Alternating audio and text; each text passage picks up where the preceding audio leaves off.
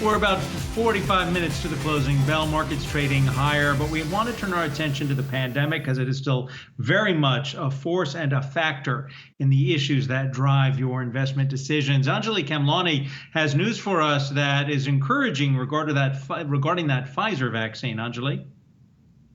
That's correct, Adam. We got news today that Pfizer, based on real-world vaccinations, which is really the metric that health experts were saying is going to be key to understanding how these vaccines work, got some news out of a study done in Israel as they've done, much larger rollout and a much better vaccination campaign, noting that 97%, that is the number of efficacy that Pfizer's vaccine has against symptomatic hospitalization or symptomatic of the virus, COVID-19, hospitalization and death, and then 94% on the front of asymptomatic. And that's also a key number because when we're looking at what these vaccines do, you've heard health experts say that, vaccines are not 100% effective. And even if they do block you from getting major symptoms or, ending up in the hospital, you could still end up with some form of the virus in your body. So that number, that 94%, is still very high. Remember, the baseline in clinical trials was 95%. So it's just a little under that. But this real world at 97% really is great news for the company.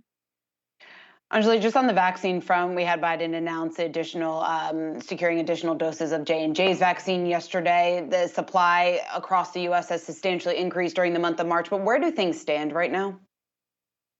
Well, so that additional dosage of purchase is actually not going to affect the initial future, the like near-term future of supplies of vaccines, and that's important to know because that indicates what the U.S. federal government is thinking when it comes to sort of creating almost a stockpile or just having extra doses down the road towards the end of the year when we're thinking about variants and what the impact might be there. So President Biden saying yesterday essentially that, listen to what he had to say.